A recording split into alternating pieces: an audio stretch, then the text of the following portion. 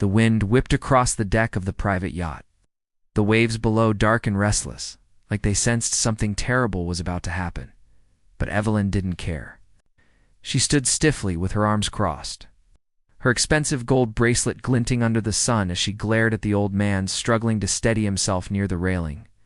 Thomas, her husband's father, a black retired Navy officer with a quiet dignity and a lifetime of service behind him, had only wanted to spend the weekend with his son, to connect, to talk, to mend the growing distance between them. But instead he found himself trapped on a boat with a woman whose hatred simmered beneath every breath. "You shouldn't even be here," Evelyn hissed under her breath when her husband, Daniel, went inside to take a phone call. "You think you're so wise, so noble, acting like you raised the perfect son, but you didn't raise a millionaire. I'm the one who's going to build this family's future, not you." Thomas turned, weary but calm, as he always was. "I'm not here for money, Evelyn. I just want to see my son and my granddaughter." Evelyn's jaw tightened. She hated when he said "my granddaughter," hated the reminder that little Mariah adored him more deeply than she ever had adored her mother-in-law. Because even children could sense a cruel spirit. "You want to see your granddaughter? Then maybe you should have saved more for her. Maybe you shouldn't have spent your life helping strangers instead of building wealth like real men do." Thomas shook his head. Money isn't everything. But those words, simple as they were, ignited something feral in Evelyn.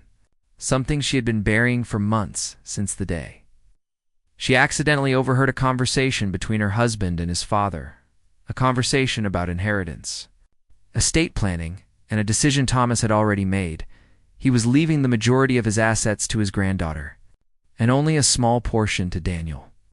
Daniel, who had not even argued. Daniel, who had simply said, "Dad, I trust your judgment." That moment had broken something in Evelyn. She had married into the family for security, for the comfort of knowing they were protected by the old man's savings, pension, property, and investments. And now she felt them slipping through her fingers because Thomas wanted to reward a child instead of the adult who deserved it. Evelyn never forgot that conversation, and she had been angry ever since. Now, the ocean around them surged as the yacht rocked. Daniel was still inside, talking loudly, distracted, unaware of the tension building outside. Thomas took a step back from the railing, steadying himself. "Look," he said, his voice low but firm, "I know you and I don't always agree, but you have to believe me. I want the best for your family. Do you?" Evelyn snapped.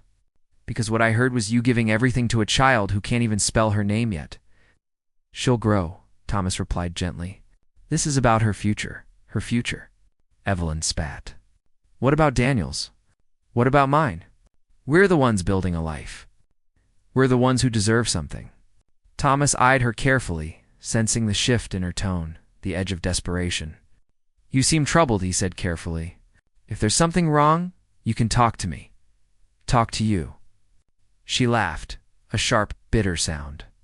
"Oh, that's rich." A gust of wind blew sharply, and Thomas reached for the side rail again. That was when she made her decision, quick, cold, irreversible.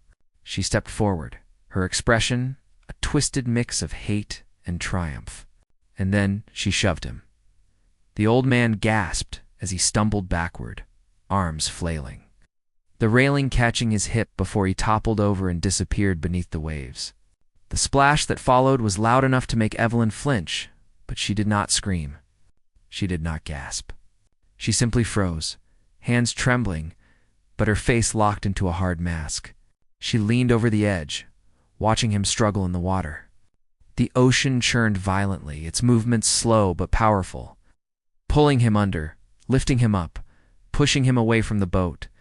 "Help," Thomas sputtered, trying to swim, but the current was merciless, dragging him farther from the yacht. Evelyn looked around wildly, terrified Daniel might come outside and see. But he was still on the call. She could hear his muffled voice through the sliding glass door. She turned back to the water. Thomas was still fighting, his arms slapping against the surface, his face disappearing and reappearing in the waves. "Please help," he choked out. But she only whispered, "Just let go." If he drowned, the inheritance would automatically go to Daniel, and then Daniel would give it to her. The perfect plan. the perfect timing. It would look like an accident, a tragic slip, a terrible loss. Something Daniel would mourn, but eventually accept, and she would comfort him. And she would finally control the future she believed she deserved. Then suddenly, a small voice broke the silence behind her. "Mommy." Evelyn's heart slammed against her ribs as she whirled around.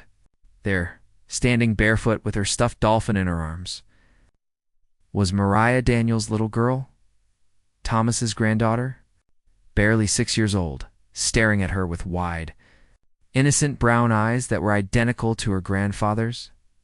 Evelyn swallowed hard. "What are you doing here, sweetheart?"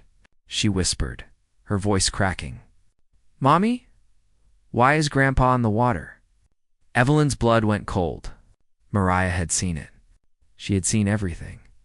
Evelyn forced a smile. He fell, baby, but he'll be okay."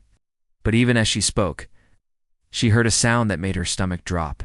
The fading cries from the water were no longer cries for help. They were choked, desperate gurgles.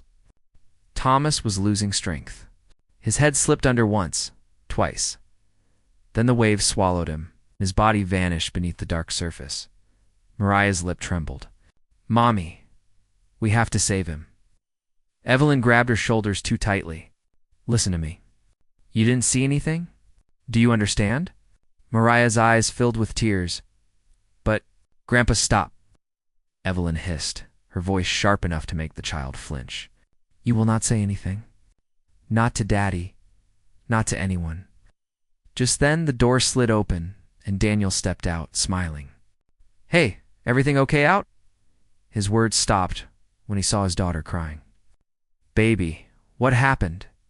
Evelyn quickly interjected. She got scared. "The waves are loud today." Daniel hugged his daughter, confused but gentle. "It's okay, sweetheart. We're almost back to shore." Evelyn's heart raced. She had done it. She had actually done it. But what she didn't know, what she couldn't know, was that Thomas had not sunk to the bottom of the ocean. Not yet. Because 50 feet away, beneath the waves, a hand was still reaching upward, fighting, refusing to give up. The story was not over. And neither was Thomas. The moment the yacht docked, Evelyn exhaled shakily. But she forced her face into a mask of grief, rehearsing the lies she would tell. Thomas leaned too far over the railing. He slipped. The waves pulled him away. I tried to call for help. She rehearsed it again and again as she and Daniel carried a still sniffling Mariah to the car. The sun was sinking, painting the sky bruised purple, yet Evelyn's mind was racing too fast to notice. She kept glancing at her reflection in the windows they passed, checking that her expression looked devastated but not suspicious, shaken but not hysterical. But inside something else churned. Fear. Not guilt. Not regret. Just fear. Because Mariah had seen everything. And children might be small, but their truths could burn down empires. During the drive home, Daniel kept glancing at her. "Did Dad say anything before he fell?" he asked softly. Evelyn swallowed hard. He was just standing there. "I think he lost his balance." Her voice cracked exactly where she wanted it to. Daniel squeezed her hand. "I can't believe he's gone," he whispered. "I just spoke to him. He wanted to talk about his will again. He said he needed me to sign something soon." Her heart stopped. "Sign something?" she repeated. "What? What was it about?" Daniel looked confused. "Something about updating the beneficiary list." He said he'd explain later. Evelyn forced herself to breathe. She had assumed the will was already finalized, leaving most of the inheritance to Mariah. But if he had been updating it, if he had been planning to change something, if Daniel was about to learn the truth, panic slithered through her veins. When they reached the house, Evelyn rushed upstairs under the pretense of checking on Mariah, but really, she needed a moment to think.